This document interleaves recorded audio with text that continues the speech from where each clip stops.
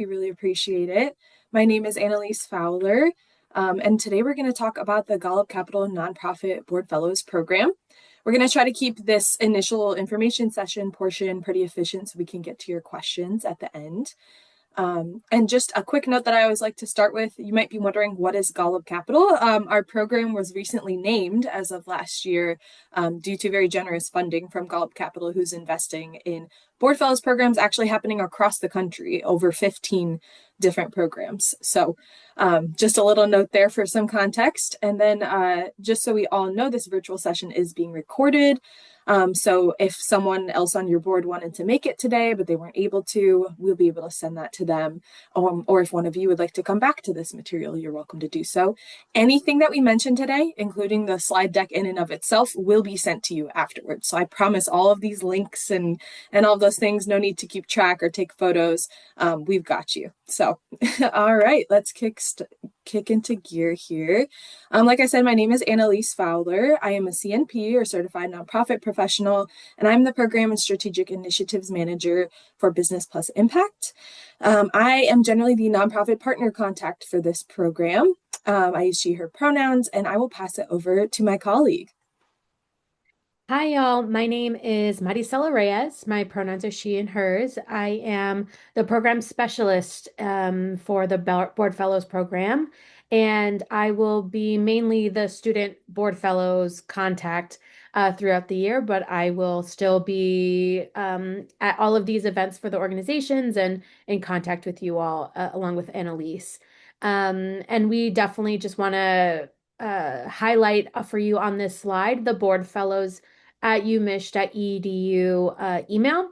If you email that email, you'll be able to contact both me and Annalise at the same time. So we both are on that email listserv. So we're able to get all of the content you are trying to send or any questions you may be sending to us. So you all may have noticed that we have a University of Michigan logo on a lot of our all of our materials and in our email signatures. We are part of the Business Plus Impact team. B plus I is what we like to call it. And so that is a university-wide initiative dedicated to activating the power of business for good.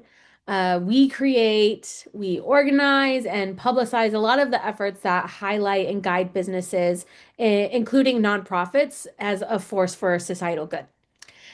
This includes the Golub Capital Nonprofit Board Fellows Program, our social entrepreneurship programming, and a lot more that we have to offer within our team. Today, we have a quick agenda here. And we'll go ahead and start with providing you all with an overview of this program. What is the structure like? What are some of those eligibility requirements that we are looking for, as well as some of the data around our program's impact and how you can apply to our program. At the end, we will also have some time for you all to ask any questions that you may have. We are currently recording this virtual session. So once we are done with all of our sort of presentation content before question and answer, we'll stop the recording so that you all, feel comfortable enough to ask any questions that you may have or voice any concerns or hesitations around the program. So that's our agenda for today. We want to go ahead and frame this conversation that we're going to have today by having you all take a moment to reflect on what your board does well, and maybe some of the things that it may have challenges with or may struggle with. If you all don't mind in the chat, sort of answering some of those things for your board and your experiences on the board. Again, just what are those challenges that you're thinking about or that you are really trying to tackle in this upcoming year or in coming years, plural? This is something that we hope to really frame the conversation around because these board fellows will be able to have a great impact on some of these things that you may have challenges with or enhancing the things that you are doing well. And being able to give you all, as nonprofit board members or staff members, but primarily in the board space, some more capacity to be able to make positive impact in your communities or within the stakeholders that your organization serves. So if in the chat you don't mind just putting some of those board challenges, things that you all do well, and I think especially within this scope of community we have here today, it'll be maybe some things that people can relate to, or some things that people may find surprising. So just wanted to frame the conversation around that. I see we have development as a challenge in the chat. I think fundraising, fund development, generally always a challenge, right, for nonprofit organizations. That's definitely a common one that we see here. Another one we often see is board recruitment, board engagement, and strength. I think, mission, values, impact. Thank you for sharing, Lisa. And Beverly says program development and vision. I love that. Committing to the cause and mission, getting along with each other well. That's a great one to have. Namira, great. Challenges, term limits, fundraising. Yep. Teresa says doing great with strategic planning. I love to hear it. Great. So yeah, let's keep these in mind as we move forward. And we're going to jump right into the goals of the Board Fellows Program. As you continue to kind of put some of these in the chat, feel free to respond to each other and kind of engage, as Maricela said, if you have some things in common. So overall, our goal for this program is really to build immediate capacity for boards in our community while simultaneously building a pipeline of effective future board members. And also alongside that, building nonprofit sector collaboration in our community. So throughout our program, we do offer educational opportunities, resources, and space to build community and forge meaningful partnerships between you all. So many of you have probably not met prior to being on this call today. And that's just really a very baseline goal that we have, is bringing together nonprofits in our community that may not have otherwise met. We see ourselves as a convening space for addressing common challenges and sharing innovative ideas, as well as, of course, contributing immediate board capacity and preparing the next generation of effective future board leaders, because that's something we see a lot in terms of board recruitment. And I actually see that Teresa just said we'd like to increase representation among younger professionals on our board. So that is tracking right along with what we're looking at here. So jumping right into the main elements of the Board Fellows Program, and this is going to frame everything else that we kind of move into from here. So typically, we're looking at 2 graduate students matched to your board for a year, occasionally only 1, and that's something we could discuss with you and your board. They fully engage in your board in meetings. They are doing everything except for voting. So 2 U of M graduate students joining your board as non-voting board members for 1 academic year. And we typically match 2 so that they can bounce ideas off of each other and kind of take some of that administrative load of the project between each other, and not necessarily have to ask you questions all of the time.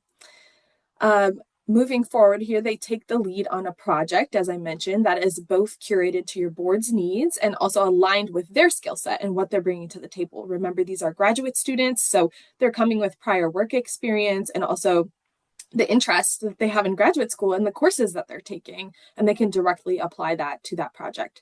The project in their experience is guided by a designated board mentor that your board would kind of uplift and nominate to do this, someone on the board who offers support throughout their experience, essentially. And then as staff, Maricela and I facilitate many events, we provide resources, and we guide students along on our end as well. So both board fellows and nonprofit partners are invited to our educational workshops on board governance throughout the year, as well as many community building events. So getting into more kind of follow-up questions on some of these things here.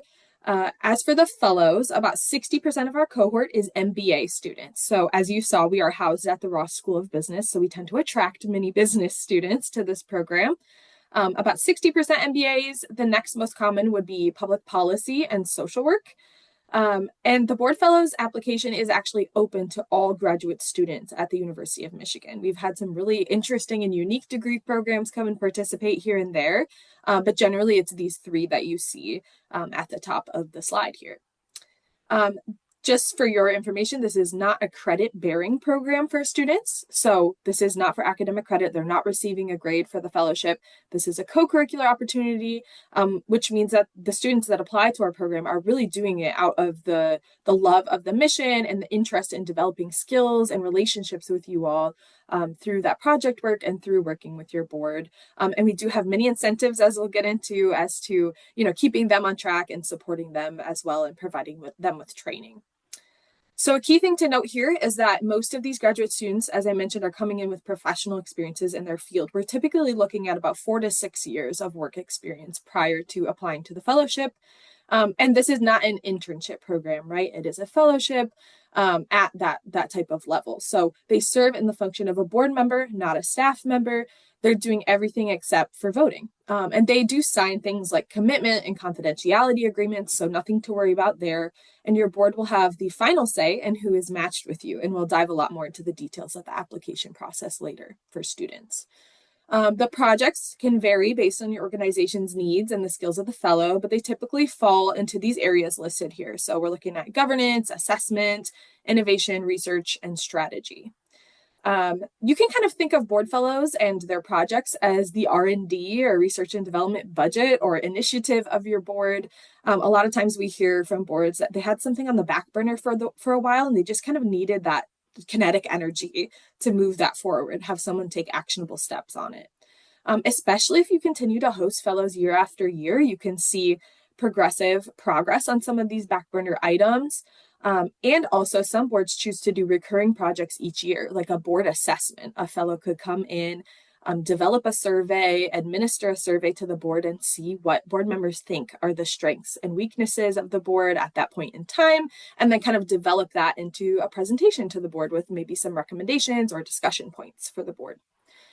So those are just a few examples, but the designated board mentors, these are the people that are meeting with fellows at least once per month for about an hour. They support their onboarding, project deliverables, and experience within the organization. And really, ideally, this is someone who's been with the board for some period of time or whose board role is related to the project. So let's think about maybe a board level financial dashboard for board meetings to be able to track, overall projections, things like that. A student might want to be matched with and mentored by the treasurer in that case, or the chair of the finance committee. Essentially, this person's term cannot end during the fellowship period or before April 2027. That will be the end of this 2026-27 fellowship period. And the mentor is the primary contact, but the entire board should be aware of and engage with the fellows as regular board members. We really want to ensure that everyone kind of understands who they're bringing into the board, why they're there, and treats them like a typical board member, doing everything except for voting. We'll also ask for a staff contact on the application in the case that a fellow should have questions about their project that a board mentor might not be able to answer. So in the case of that financial dashboard example, maybe the CFO of the organization or a fund development manager could be a good contact in case the fellow needs a little bit more detailed data that the board may not have ready to go for them.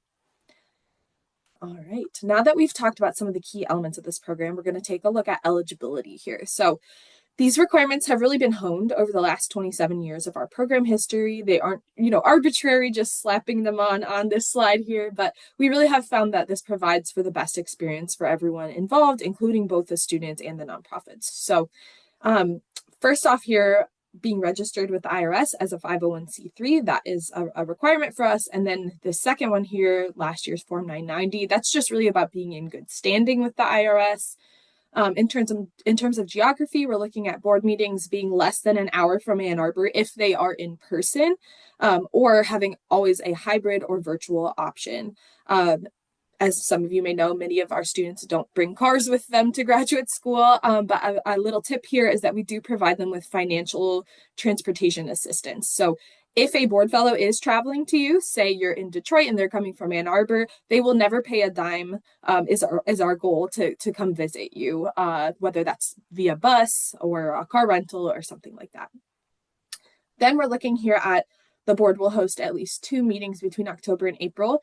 Seeing as this is a board fellowship, right, it's pretty essential to have at least a few opportunities to engage in board meetings. And we ask that if it is only those 2 meetings, hopefully there are some committee opportunities for them to be involved a little bit more frequently.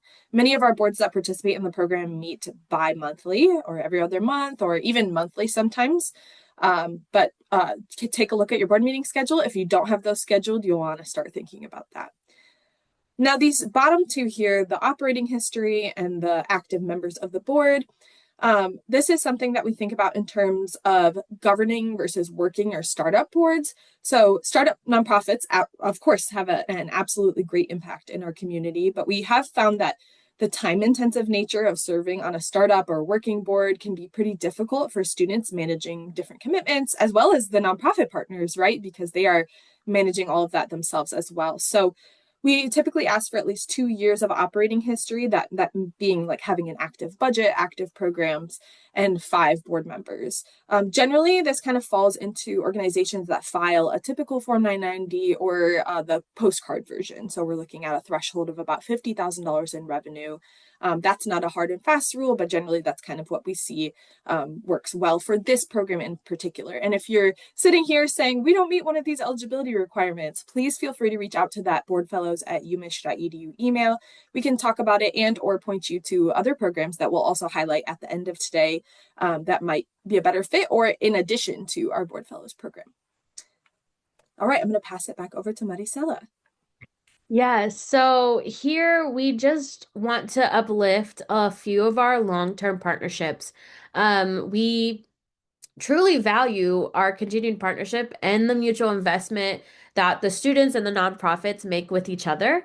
Many of our board fellows go on to serve on boards as full voting members after their fellowship, along with staying in touch with the organization in other ways like volunteering. So we love to see these returning partners as and I know like Annalise is really trying to push for our returning partners that you all get a shorter application to complete, right? So every time, once you are in the system, there is an easier way to continue to be a partner with us. And I think that that is highlighted in that application process. Many of our returning partners find that the projects can also just build upon themselves from year to year, or that the annual cycle of projects, like maybe an annual board assessment survey, can be extremely helpful with different board fellows from year to year. And I know another example I have heard Annalise talk about with Salvation Army is the Salvation Army has different sites, so they're able to do a different assessment for each of the site year to year. And Annalise, please correct me if I heard that wrong. But these are, again, some of the just nonprofit partners that we wanted to highlight. So you can see Alternatives for Girls, 14 years, New, 16 years, CAN, 5 years, MNA, 6 years, Salvation Army, 18 years, being our longest run partner with Salvation Army. So yeah, we love to see you return year to year so that we can continue building. And then in our 27 years, right, we were started in 1999.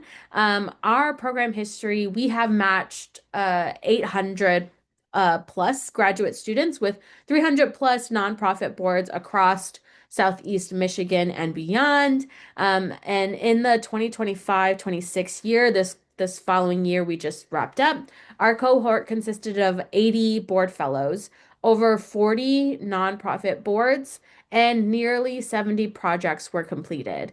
And so for us, the data is very clear. Our board fellows grow over the course of this year, and any year, and in their likelihood of joining a board in the future. And typically they will go from likely to very likely by the end of their fellowship, which is one of, our program goals is to get them that much closer to joining a board and building capacity, post fellowship. And even in the first year of partnership, the impact for nonprofits is really tangible. So here we have a quote at the bottom of the slide from the Dominican Literacy Center, having just finished their first year with us. And we think that it really highlights the new perspectives and actionable steps that their board fellow brought to the table. And their quote about their feed or their experience with us, we are is something that we hear often from our nonprofit partners from year to year. So definitely making a big impact with our board fellows. And then to generate this impact, we offer ample training and support to both the fellows and nonprofit partners. And starting on the left-hand side of that slide, we host a comprehensive orientation each fall once fellows are matched with their boards to help start us all off as a community on the right foot with a shared understanding by finalizing all of the details of the project plans and making sure that we're connecting our board fellows with our partners and that they are setting up all of those communication, maybe protocols that they want to have or the workflows that they want to have for the entire year. And then throughout the year, as Annalise has mentioned prior, we also host educational workshop series hosted by new nonprofit Enterprise at Work, who is based here in Ann Arbor and one of our nonprofit partners. We also have faculty come in and speak and other nonprofit experts in our community. And that can also include you and your board members if that is something that you have an interest in. And then we want to make sure that we're uplifting the idea that everyone in the BFP community has something to learn and something to contribute. So these workshop topics can include the legal roles of board members, fund development. I know that was one of the challenges, strategic planning, board recruitment, impact measurement, and more. As long as continue to keep communication with us and give us feedback, we always want to make sure that we're also just getting your ideation or concerns or wants and desires within these workshops as well. And then additionally, we host an annual nonprofit forum in the spring, which some of you may have attended, highlighting a topic of particular importance in that sector for that year. So this year we focused on next gen governance and innovations, and we look forward to continuing to expand that impact of this event next spring with whichever topic we feel and our wise senior fellows that I'll talk a little bit more about feels appropriate for next year. And then lastly, for all parties, this program has the benefit of dedicated staff members who are here to support you and the student board fellows through this experience. So Annalise and I are here to answer your questions, hop on a phone call, troubleshoot, or maybe connect you to other resources in the Southeast Michigan nonprofit ecosystem, including our library of past board fellows projects, maybe workshop recordings, any sort of recess that we are able to get to you. We really see ourselves as a convener of this sort of nonprofit ecosystem in the Southeast Michigan area. And so we hope to make sure that we are getting you connected to all of the support and resources that you all may need as well. And then for our board fellows in particular, they are eligible to earn the Michigan Ross Nonprofit Governance Endorsement by completing all of the requirements of this program. And so, since this is not a credit-bearing program, the incentive of a LinkedIn badge and a graduation cord at the end is very much appreciated by all of our students.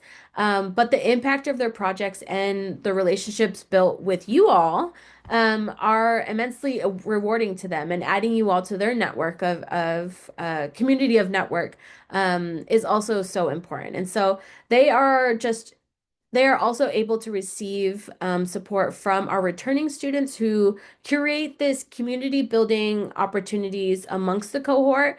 And those are our Y Senior Fellows. You'll be able to hear from one of them from this past year, Josh, today, and about his experience. So we're really thankful for those fellows to provide this community building space for our board fellows each year.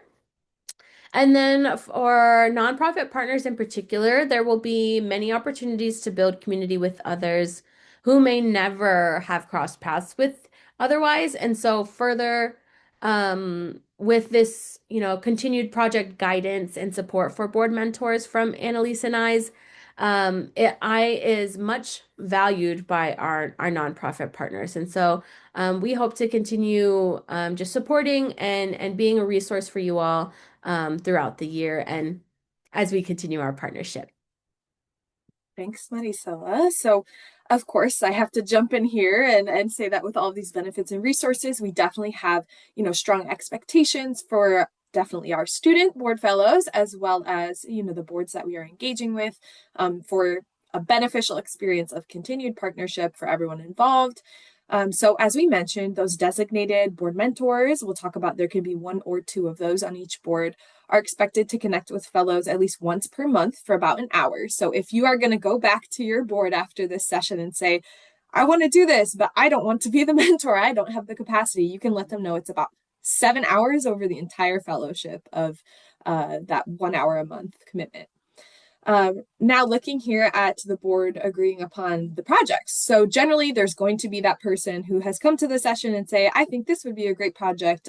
So the board doesn't necessarily need to get together and fully decide on that. But as long as everyone on the board says, yeah, I think this would be helpful to our board for that project to be successful, the board mentor and the other board members should provide formal introductions and onboarding to that fellow, and of course, engaging them in all of the board meetings that occur during the fellowship.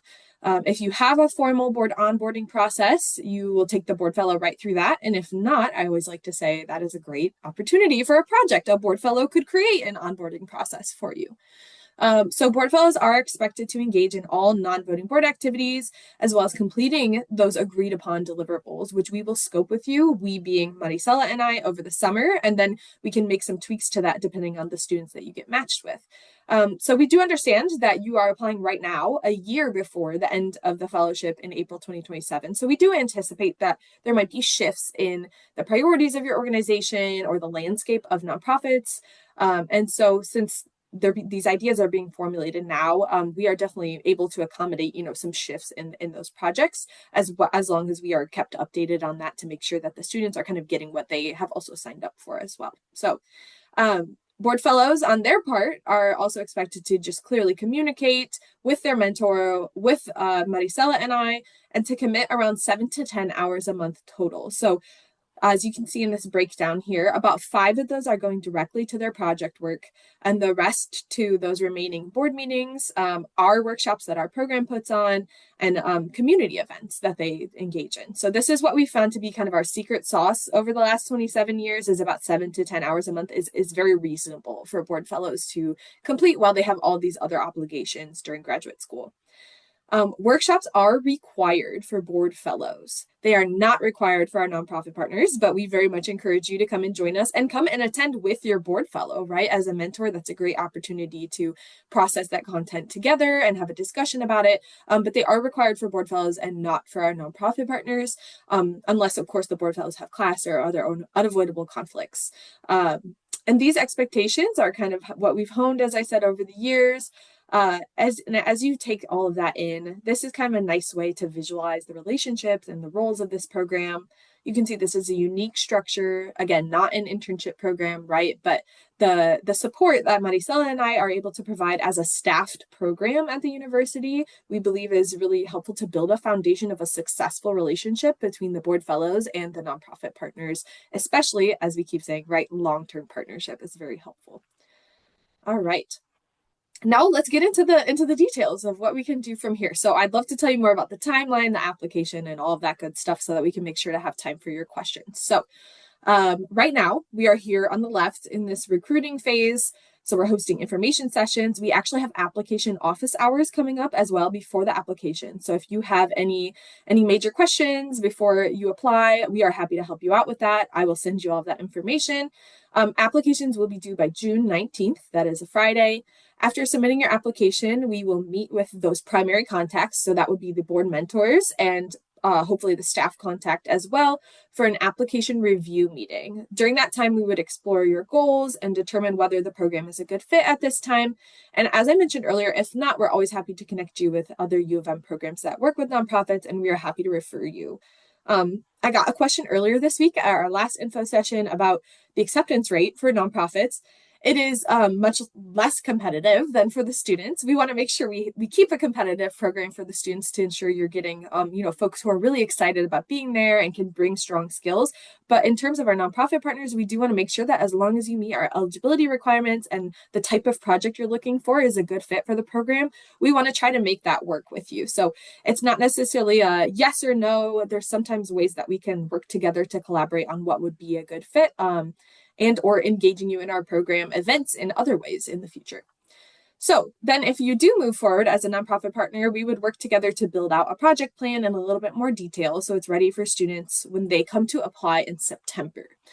So when the students apply, they rank their top 5 choices. So they're able to see all of the nonprofits, all of the applications, or all the information about your organizations and the projects that they would work on. So something we're very proud of is that students typically end up with their first or second choice. It was their 1.2 choice this past year. We calculated that for you to see that we really prioritize matching you with students that are very excited to work with you and can bring something to the table for you as well. So the acceptance rate for students is around 40 to 50%. Typically, we had over 160 applications last year. So this is also a very popular program. We review their applications, we interview them, and then we make 2 final recommendations to you. So we do this, again, honed over the last 25 plus years because it takes off that burden of you all having to meet 160 students. And then actually in my past 4 years, I've been with this program for 4 years, I've only had one organization turn down our suggested match board fellow. So very tried and true process, but you do have the final say if something is not sitting right with you. And then you'll have a chance to see their resume and kind of meet and greet with them before confirming those final matches. As I mentioned, or as Maricela mentioned, we do host an orientation in person at Ross in the fall. So everyone comes together for the first time. And then we even have a breakout session for some of our returning nonprofit partners to share advice with some of our newer ones. And then we head into the fellowship term from October through April. So this is where the fellows are serving on the board, the workshops are happening. And then, as we mentioned earlier, board fellows then off board in April, but a lot of times that can mean becoming a full voting member if that's something you all would like to offer to them. Some of you have junior or young professional boards or community committees. They're also, welcomed to engage in those if that's something you feel is a good fit. And also just a lot continuing to volunteer with you all. And then the cycle repeats. So you're not beholden to participate for multiple years, but you are welcome to apply again. So now let's dive into the types of projects that fellows can work on. So we find that the sweet spot, again, is about that 5 hours per month. This would mean 70 hours total over the course of the year if you have 2 board fellows working for about 5 hours a month on for 7 months. And so you can choose a larger project for them to collaborate on, or you could kind of split that up into 2 smaller projects. So it depends. If you have a very top priority that you'd like to really dig into, or if you have 2 smaller priorities that you are having a hard time choosing between, that's also something that we are happy to talk to you about in your application review discussion. You'll need 1 or 2 ideas for the application. If you are someone who does choose to use AI, I know not everyone does, but we are not against you using that to help you formulate a project plan for your application. And we actually have a template for you. So you can either fill out that template on your own or give it to AI if that's something that you are interested in. And the options that are listed here are not the only ones, but we do have these short descriptions of these on our ideas list that we will provide to you. Now, the impact of these projects and engaging in this program is very significant. You can see the responses from our current nonprofit partners here. I do want to keep us moving, but you're welcome to take a look back at this. Overall, just pointing out that, our nonprofit partners are very satisfied with their experience, and we are very proud of that and happy to continue accepting feedback. And we take feedback very seriously. We read every single word of what is submitted to us. So now I'd like to pass it over to, as Maricela mentioned, one of our past Vice Senior Fellows from this year, Josh, to talk a little bit about his experience from the student perspective. Yeah, hi everyone. Thank you, Annalise and Marcella. So my name is Joshua. I just received my MSW from the University of Michigan last week, and I will be returning to school, the Raw School of Business following that. But I served as a board fellow with Ypsilanti Meals on Wheels during the 24-25 academic year, and I returned as a senior fellow during the 25-26 academic year to support our incoming fellows. And really, my project was focused on revising the organization's bylaws. There was a leadership change, and they noticed that the bylaws were kind of outdated, inefficient for what they wanted to do to take the organization forward. So I worked very closely with multiple members of the board, of the program staff here at Business Plus Impact, with the staff at the nonprofit, other board fellows. It was a very collaborative effort. And we ended up getting the bylaws in a good spot that the organization was happy with. Um, and overall, it was extremely successful. And this had a big future impact on my personal trajectory. This experience really reinforced that I want to help nonprofits build strategic capacity and formalize partnerships with for-profit entities. Um, so my org was just amazing to work with. Something that really made it stand out to me is that everyone took the time to get to know me personally and really invite me in and made me feel like I was a part of that organization. So. Thank you so much for sharing, Josh. And if you are interested in asking him some follow-up questions, we can definitely put his email when we follow up as well. So moving into the real details here for the application. So it will be sent to you after attending an info session, as you are doing right now. So you can expect to receive it from us likely tomorrow. Applications are accepted on a rolling basis, again, until June 19th. So please let us know if you have any questions, of course, but generally it's going to take about 20 minutes to complete the actual application itself, as long as you have those project ideas ready to go. So of course, a little bit of pre-work with your board. But if you're ever, struggling with capacity on that, just let us know. We can try to help wherever we can. And again, returning partners have a shorter application. We'll ask for some basic organization and contact information, as well as the summary of your project ideas using that template. So please note that we also will ask about your board meeting dates. So I mentioned earlier, you're going to want to start thinking about those if you don't already have rolling dates scheduled for October through April. This is very essential to us because we don't want to match you with board fellows who are unavailable during your board meeting dates. So they'll have their class schedules, so they need your board schedules to be sure that they are able to engage and meet your expectations, right? And so please just, make sure to get those scheduled before your application, or if you need to submit your application without those, just let us know and then update us as soon as possible. So next here, we have a few next steps that we recommend to take from here. So if this seems like an opportunity that you and your board would be interested in pursuing, we encourage you to discuss it with your board, with the chief executive, and just making sure that everyone has a basic understanding of the program. So we have an info sheet linked here. Again, I'll also send that via email. We'll link our webpage as well, and then this info session recording. So that you can select an enthusiastic and committed board mentor who has knowledgeable information about this program now. And then you'll, from there on out, develop one or two project ideas that are meaningful to the board and potentially to your board fellows. And then you're going to vote to participate in the program. So this is something we haven't necessarily mentioned yet, but we do require that just to ensure, again, that everyone's kind of on the same page, that 6 months down the road, there's not a board member that goes, who is this? Who's sitting in on our board meetings? So there's also an alternate option. If you do not have a board meeting between now and the June 19th deadline, you can just kind of come to an informal consensus on participating for now, and then officially vote before you're actually matched with a student in the fall. So just keep us posted on that. You can even vote by email if your bylaws allow it. And just, yeah, reach out to us with any questions that you have. So I also mentioned that we have virtual application office hours. These are on May 15th and June 12th, both from 8 a.m. to 10 p.m., hoping to catch you. You can call in on your way to work or while you're having your coffee if you work from home. And yeah, we'd love to answer any questions that you have about the program, the application process, or scoping during that time, and then with the few minutes that we'll have left here today. And so maybe this doesn't sound like a fit for you. Or maybe you aren't necessarily meeting all of or most of the eligibility requirements, right? So one, if you aren't meeting an eligibility requirement, make sure you're reaching out to us, just so we could see where we can maybe cater or customize that experience.